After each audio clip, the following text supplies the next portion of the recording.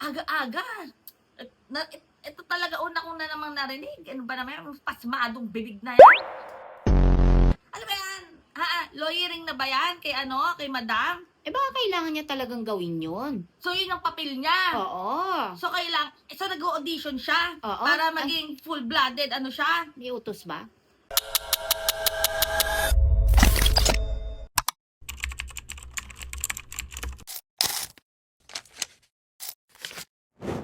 Alam mo, dapat dito, humingi na sweldo doon kay madam, hindi sa taong bayan. Napaka-pasmado ng bibig. Visit. Visit talaga yan. Manyo. Sige, magbalik tanaw tayo. Di ba may nagbanta din sa buhay ni Tatay Carton nila? Yung teacher. O, ayan o.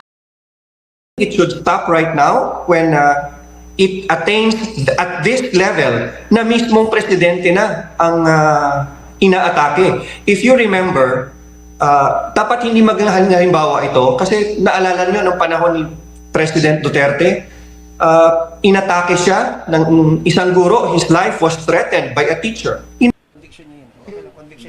Humingi ako ng tawa sa ating Pangulo. Huwag niyo pong tutularan ang pag-post. Ang mga irresponsableng It should stop right now while the people are clamoring for it, while Congress is at it, and while it's in the hands of the Senate, it should stop as soon as possible. Actually, the records show that 5 ordinary Filipinos were arrested for what was described as death threats against Rodrigo Duterte. Agad hinuli yan, Bichogapur. Diba? Agad hinuli. Pero ito sinasabi na naman ni Mr. Suntay. Ang pangunahing alegasyon ng complaint ay nagsasaad, respondent publicly declared during a live broadcast press conference that she has arranged for a person to kill President Marcos Jr., the First Lady, and the former Speaker, Speaker Martin Romualdez, if she is killed.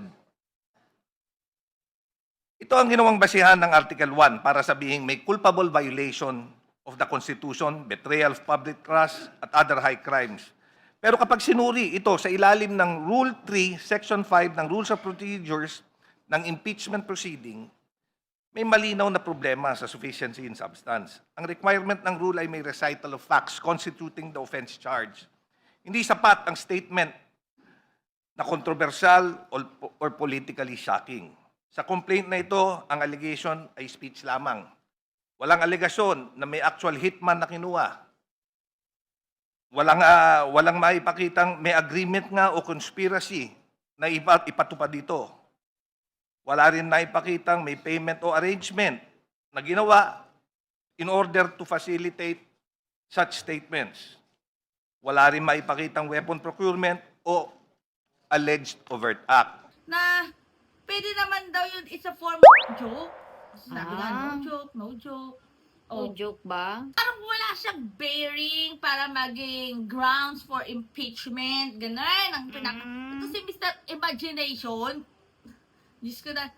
Naku, magsama kayo ni Mr. Premonition, ha? Sino kaya mas magaling sa kanilang dalawa? Bagay kayo ni Mr. Premonition. Pero ito naman si Mr. Imagination. So ano to? Ini-imagine lang yung pagpatay, ini-imagine lang yung assassin. It's all in the mind. Kasi, no joke. Sabi, no joke, no joke. O, diba? Hindi joke.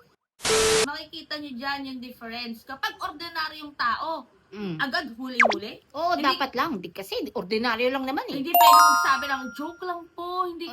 Hindi. Huli agad. Kulong agad.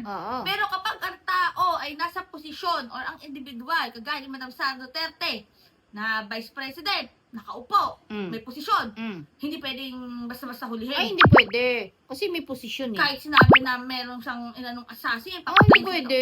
Hindi pwede kasi. May posisyon eh. Di ba mga batang help? Ay, hindi pwede. May posisyon eh. Pag nasa posisyon ka, Ay, hindi pwede. madali kang mag-utos. Oo. Siyempre, sa Hindi posisyon naman. ka eh. Ito naman. Pwede mong tawagan kahit sino, basta patira Ay, mo na hindi yan. Diba? Hindi. Joke yun eh. Yun nga eh. Joke lang yun. Ito Yun naman. ang kanilang Ba't ka naniniwala? defense, Lahat naman ng sinasabi niya, joke. Ha? Wala namang seryoso sa mga sinasabi niya eh. Sabagay, wala Di ba? nga. Oo Joke nga. naman eh. Joke nga lahat. Bakit sineseryoso So, yung lahat ng mga sinasabi niya? Pagka vice president niya, it's all in the mind. Damay, ano ba? A joke. Sana talaga, no? Yung pagiging vice-presidente niya ay it's all in the mind lang. Oo. Imagination lang natin to na siya ang Oo. VP ng Pilipinas.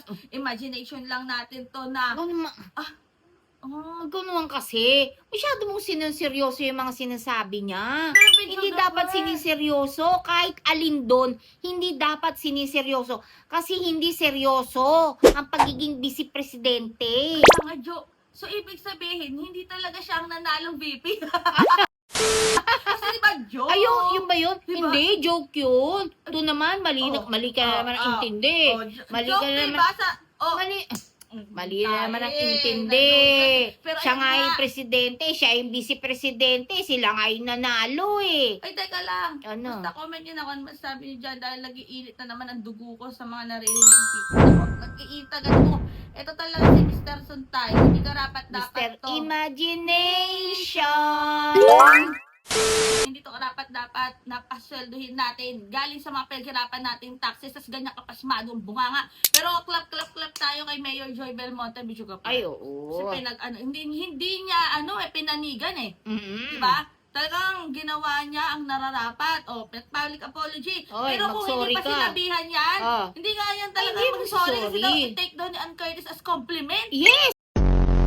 At kung halimbawa, sinabi yun sa kanyang mga anak na babae, O, diba? at sa O, kanyang asawa, i-take mo rin yan as a compliment. Oo, Kuyang pasmadong bunganga. Pero yan nga mga batang helmet. Basta stay happy, stay healthy, and stay safe tayo as always. Pagpapatuloy ko pa ang panonood para lalo akong mag-edit. lalo kang mabuisit. at Malalo mag-init. mabuisit. Basta ako po si BH. Ako si videographer.